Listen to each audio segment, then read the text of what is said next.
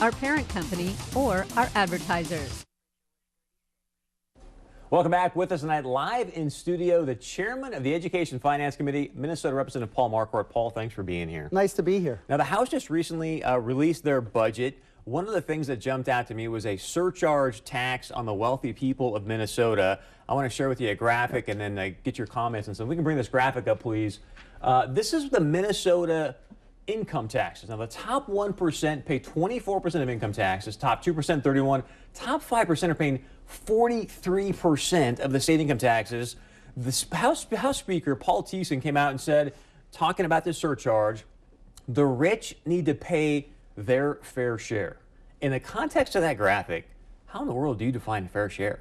Well, here's what Speaker Thiessen was talking about. If you look at a tax incident study that the Department of Revenue puts out, and it looks at what percent of your income goes into state and local taxes. And if you're a senior citizen on a fixed income, someone in the middle income, you pay about 12.3% of your taxes, of your income in state and local taxes. Someone making over about $250,000, those that Governor Dayton's looking to tax, those the House plan is looking to put a temporary tax on, it's about 9.5%.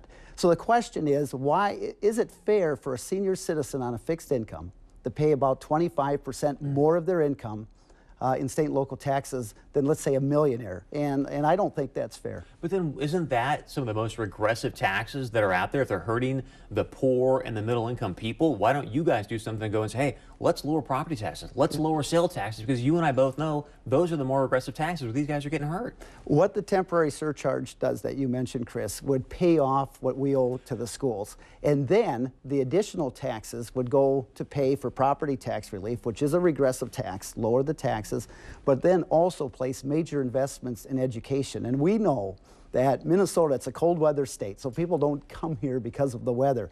But we have an excellent economy, and it's been driven by an excellent education and investment, so we hope to continue down that road. So you're basically saying, hey, let's utilize socialism, meaning let's let the rich go out there and pay more to drive down these regressive taxes for the poor and middle income. We're trying to do about three main things with the bill. And number one, make taxes fair. Everyone should pay a little closer percent, because you can't look at just income tax. You have sales tax, which is regressive, property tax, which is regressive, which has doubled in the last 10 years, $4 billion increase in property tax in the last 10 years. But what you get for that is a top-notch, world-class workforce with a excellent education system. So that's what we're really working for. So let's talk about the surcharge specifically. What is it going to be, and on who specifically?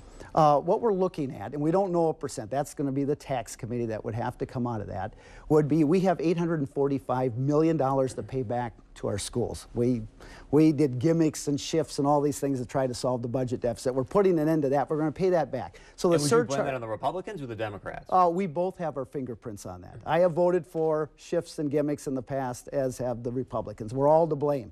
But we're finally saying now we're going to have a responsible, honest budget and not do those type of things. So let's pay back our IOUs. The surcharge, to get to your question, would be on those who make over $500,000. I don't know what the percent would be, but it would be a blink on, blink off, which means a maximum of 2 years. And if the economy continues to get better, it may be paid off in 1 year, but it's one-time spending for a one-time expense. I don't know if you saw the soundbite, but Bill Maher, you familiar with Bill Maher? Yes. Well-known progressive. He even said, hey, these taxes are getting out of control. Liberals, you're going to lose me. What are you going to do when you see an exodus out of Minnesota and you lose this tax base?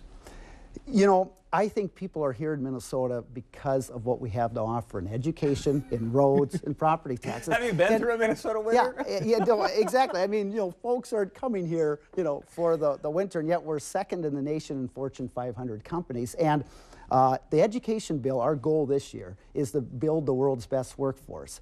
And our chief economist says that because of all the baby boomers are retiring, that our workforce growth is almost going to be zero in the next decade. So you can't increase productivity in the economy by numbers. You have to have a more talented, more productive workforce, and that's what we're going to concentrate, and that helps the economy. One of the things I want to get to, there's an Economic Security Act coming out. Governor Dayton wants to raise minimum wage to $9.95 an hour. Are you a proponent of that?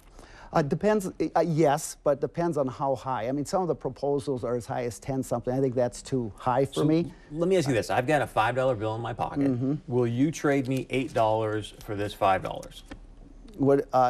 No, I would not. So why are you asking business owners to do that? To say, hey, we're going to raise minimum wage and pay more per hour than the value that we're getting back. Henry Ford paid his employees well so they could purchase his vehicles. He wasn't forced to. He did that by choice. You know, when you look at what really drives the economy, I'm a believer that the purchasing power of the consumer is what's going to create new jobs. Because if you create the demand, because you have the purchasing power, and right now Minnesota's minimum wage is $6.15. The federal wage is $7.25. We need to raise that. You and I both know that the business owner is going to pass that expense onto the consumer. Again, it's just another regressive tax. So great to have you here. I'm getting told we got to wrap. We'll have you back on in the very near. Can you stick around for the final segment? I can. All right, good. It looks like you got more that you want to say as well. No, so that's good. Stay with us. As you know, the NCAA basketball tournaments are now, so we've got our Feel Good Friday segment coming up. Very special guest. Stay close. As always, go to our website, 630pov.com.